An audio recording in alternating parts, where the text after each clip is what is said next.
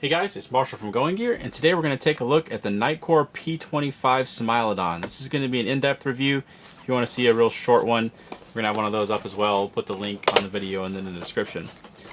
Let's go ahead and pull it out, show you what you get on the inside. Good information here on the side, 860 lumens on max output, 283 meters of throw. Not too bad for a light this size. Here's the light. Let's go ahead and pull it out, set it to the side, show you the other stuff that you get in here. There's a user manual that I apparently lost somewhere. So there is a user manual that comes with it, and some other stuff that comes with it. We'll take the accessories out of the bag and show you. You got the holster. We'll put the light in the holster here in just a second. Man, I cannot get this bag open. There we go. And so spare O-rings, pocket clip if you want to put the pocket clip on there. Combat grip ring, so you can attach it on there and use it in a pistol grip. Make it a little bit easier to hold. It also does a good job of anti-roll. Although the machining on the head does a pretty good job of that by itself. The spare cover for the charging port, so this is a rechargeable light. You can switch that out if you want to. Another boot cover cap if you need one of those. Lanyard. Charging cable, so it charges off of a USB cable, so it has just a little micro USB cable. You can recharge this if you want to when you're using 18650s. You don't want to charge it when you're using CR123s because it is compatible with 123s. Don't ruin your light. Don't light your house on fire. So we'll go ahead and stick the light in there. Put the flap over the top. And you can see you got some attachment points there on the back. Protects the light pretty well. Not too bad of a holster. It will not go in there bezel down. So you got to put the tail down.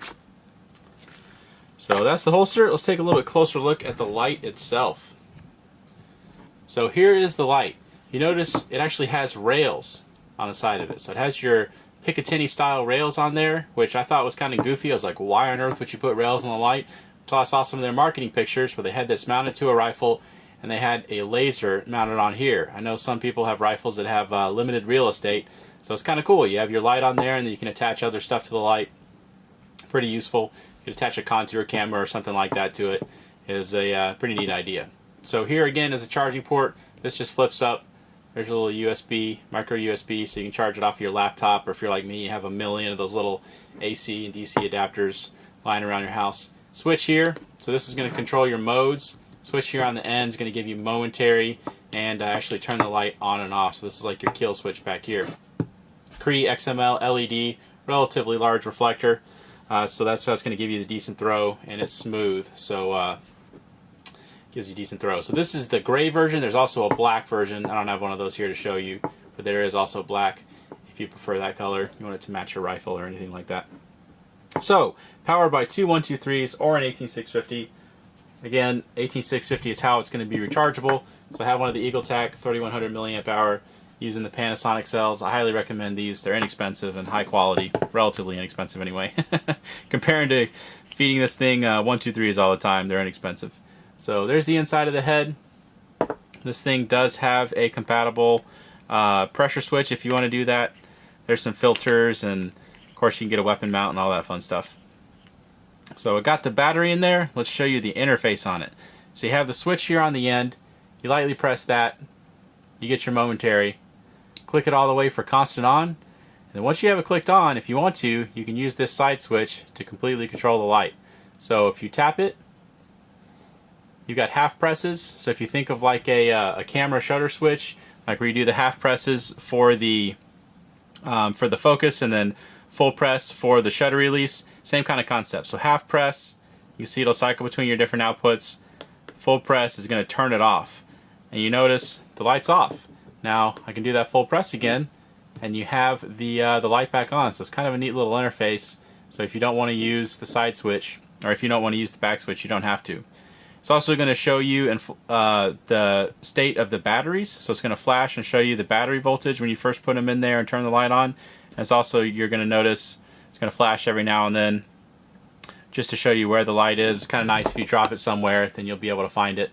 And it'll flash a little bit more frequently when the batteries get lower, when it's on or off. And again, if you don't want that happening, you can just turn the light off. It'll stop flashing. There won't be any power being drawn or anything like that. Even when you have it and it's doing the flashing, it's drawing very minimal power, so it's not like it's going to drain your batteries overnight or anything like that. So if you've seen the TM series, the Tiny Monster series, and some of the other lights, the interface does differ a little bit differently. If you do the half press when it's off, it's not going to do anything. You have to do that full press to turn it on.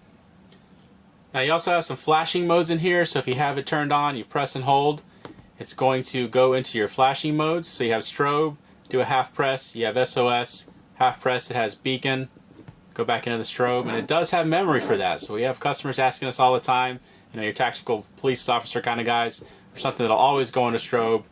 If you use that rear switch, it's always going to be in strobe. Even if you leave it off for several seconds, turn it back on, it's going to go back into that strobe. So useful feature if you want it to always be able to go into strobe, you do have that ability with this light. Alright, so quick overview again of the interface. Switch on the end, lightly press it for momentary, click it all the way for constant on, then you don't have to touch that again if you just want to use the side switch. Click it all the way for on and off. Half presses will cycle between your different outputs. One other quick note, if you press and hold, or half press and hold, it'll take you straight to the max output, which is kind of nice. So if you have it on, you have it in one of the lower outputs, you want to get right there, just do the half press and hold and it'll get into there. Forgot to mention that earlier. You also do have some flashing modes, so if you press and hold, full press and hold, it'll get into strobe, do a half press, you can see you have SOS, beacon, and it does have the memory for those modes, so if you want it to always come on into whatever, you can do that. Okay, so that's the interface and everything for the P25. We're going to go ahead and take this guy outside and we'll show you how it does outside. Okay, we're outside with the P25. It's flashing every now and then, letting us know right where it is. Big 40 mag light that I always have, use it as a control. Let's go and try out the mag light first. Little bush 15 feet, tree out there at 100 feet. Here's the P25. There's that bush. There's that tree out there. Zoom in on that. Obviously a whole lot of light coming out of this thing. Good output on it. You can get better distance, as you'll see here in just a little while. Let me show you what the other outputs look like. But still good distance, even on that lowest output. You can see it's lighting up the ground in front of me. Well, I don't know how the camera's picking that up. But it is actually on. And then, of course, keep on bumping it up. And it just gets better and better. And, of course, on max output, you get nice distance on it. Shine that around a little bit just so you can see different colors and everything. And the rechargeable nature of it, it's really nice. You know, it doesn't come with a battery. Batteries, the 18650 is relatively inexpensive, so not too bad. You pick one up for about $9-10 and get a quality one. The one I'm using in here right now is $15. Still not too bad for something you don't have to keep on replacing over and over like CR123s. All right, let's try out a longer distance and see how it does. Okay, we have the P25, about 100 yards to work with. There's the 40 mag light. Sort of makes it out to the tops of those trees. But you all have probably seen this before. You know what it's going to do. But for those of you that haven't seen it before, I use them because everybody knows the light. So here's the P25. You can see relatively compact light. It's out there pretty well. Obviously we have lights that will get out there better, more lumens, but they're also a lot larger, sometimes more expensive. If you want a relatively compact light that will get out to at least 100 yards, it's a good light for that. Rechargeable nature, got those dual switches, got those rails on it. It's a pretty cool, versatile light. So shine it around and show you those other outputs as well. Just so you can see what they look like at the longer distance. Okay, that is the Nitecore P25 Smilodon. If you like it, you can buy it from us at goinggear.com. Questions or comments, you can reach us in the comments or at goinggear.com. And if you like the video, be sure to subscribe. We've got a ton of other flashlight and gear videos, and we're going to start doing shorter videos. So if you want to watch the shorter ones, we'll have those as well. Thanks for watching.